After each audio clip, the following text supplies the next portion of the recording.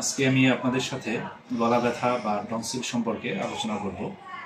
তো অনেকেরই ধারণা আছে যে যদি গলায় ব্যথা হয় তাহলে টনসিলের সমস্যা হয়েছে বা টনসিল অপারেশন করা লাগবে বা টনসিলের কারণে এই ব্যথা হয়েছে, এটা ধারণা করে। অনেক সময় কিন্তু পেশেন্ট আমাদের কাছে এসে বলে যে আমি টনসিল অপারেশন করবো। আমি বলি কেন অপারেশন করবে? বলে যে আমার গলা ব্যথা। আসলে কিন্তু আমরা তখন দেখি যে অন্য কারণে গলা ব্যথা হতে পারে, যেমন গলার যে খাদ্যনালী ফ্যারেঞ্জাইটিস হলেও কিন্তু গলা ব্যথা হয়।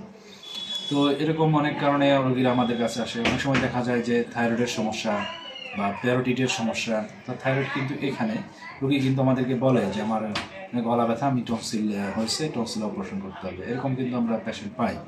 তো সুতরাং যে অনেক সময় কাউন্সিলিং হয়েও আসে যে রোগী টনসিল অপারেশন লাগবে। আসলে কিন্তু এই টনসিল অপারেশনটা কিন্তু সবার লাগে না।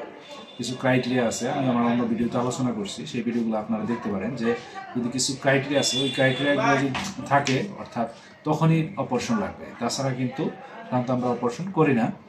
তো আরেকটা বিষয় হচ্ছে যে ফ্যারেঞ্জাইটিস যেটা আমরা বলছি, এটা অ্যাকুট এবং ক্রনিক ফ্যারেঞ্জাইটিস হতে পারে। অর্থাৎ টনসিল অপারেশনের পরেও কিন্তু এই সমস্যাটা হতে পারে। যেরকম টনসিল অপারেশন করছে কিন্তু এই ফ্যারিংস বা খাদ্যনালীতে ইনফেকশন, এর ফলশ্রুতিতে কিন্তু দেখা যায় যে বারবার ব্যথা হচ্ছে, অনেক সময় জ্বর আসে।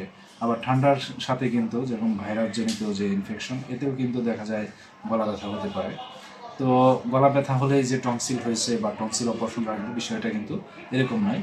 অবশ্যই গলা ব্যথা হলে যদি দেখা যায় যে 2-3 দিন স্বাভাবিক চিকিৎসা নেওয়ার পরেও ভালো হচ্ছে না, তাহলে কিন্তু অবশ্যই একজন নাক কান গলা বিশেষজ্ঞ ডাক্তারের পরামর্শ নেবেন এবং পরামর্শ অনুযায়ী চিকিৎসা নিলে দ্রুত আপনারা ভালো হয়ে যাবেন। ধন্যবাদ সবাইকে।